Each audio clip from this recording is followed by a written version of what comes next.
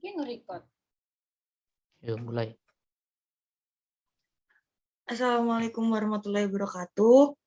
Waalaikumsalam warahmatullahi wabarakatuh. Perkenal maka tak sayang, maka dari itu perkenalkan kami dari kelompok 1 yang beranggotakan. Yang pertama ada Tarisa Silviananda dengan NIM 2020-247.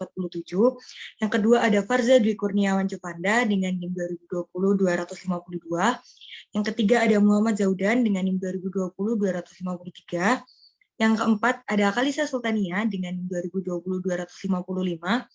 Yang kelima ada Afifuddin dengan NIM 2020-261. Yang keenam ada Fidela dengan NIM 2020-272. Yang ketujuh ada Rafika Dia Lukmasari dengan NIM 2020-283. Dan yang terakhir ada Vigo Dwi Herlianto dengan NIM 2020-290. Di sini kami akan membahas tentang faktor-faktor yang mempengaruhi sifat mekanis kayu.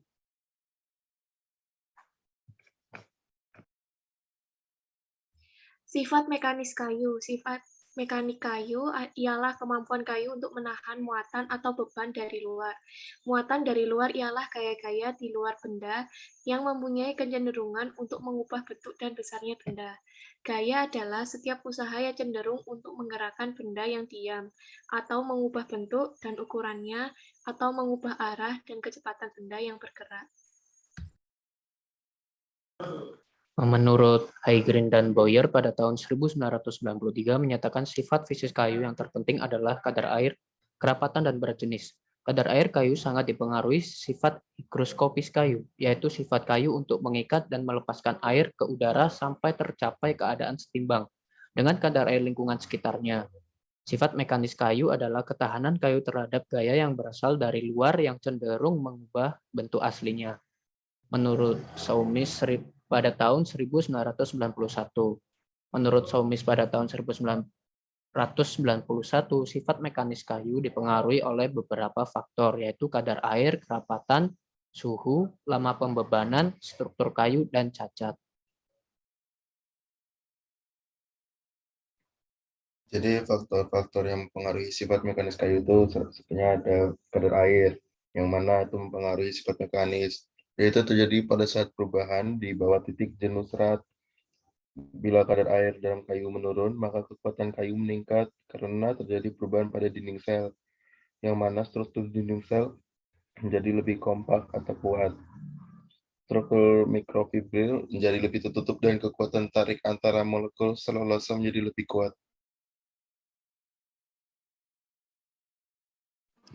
Kerapatan. Bila kerapatan kayu meningkat, maka kekuatannya akan meningkat. Hal ini terjadi karena kerapatan merupakan suatu ukuran kandungan substansi dalam kayu tiap satu satuan volume.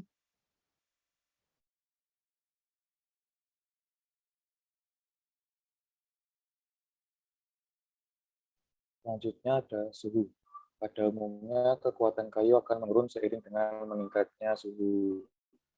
Penurunan kekuatan kayu ini dipengaruhi oleh beberapa faktor, yaitu kadar air dalam kayu, tingkatan suhu, dan lamanya pemanasan.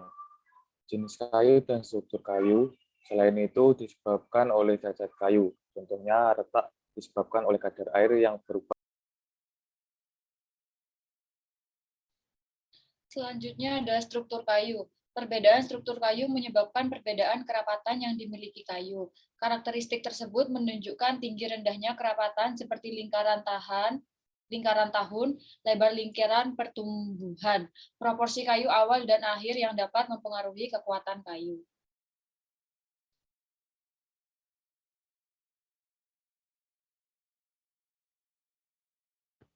Selanjutnya ada cacat kayu. Cacat dapat menurunkan nilai kekuatan kayu. Hal ini tergantung dari jenis, ukuran, dan posisi cacat pada kayu. Cacat yang dapat menurunkan kekuatan kayu yaitu mata kayu, serat berpilin, retak, compression, and tension wood.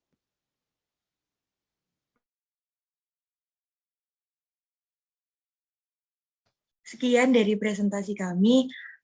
Terima kasih. Karena kesempurnaan hanya milik Tuhan. Wassalamualaikum warahmatullahi wabarakatuh.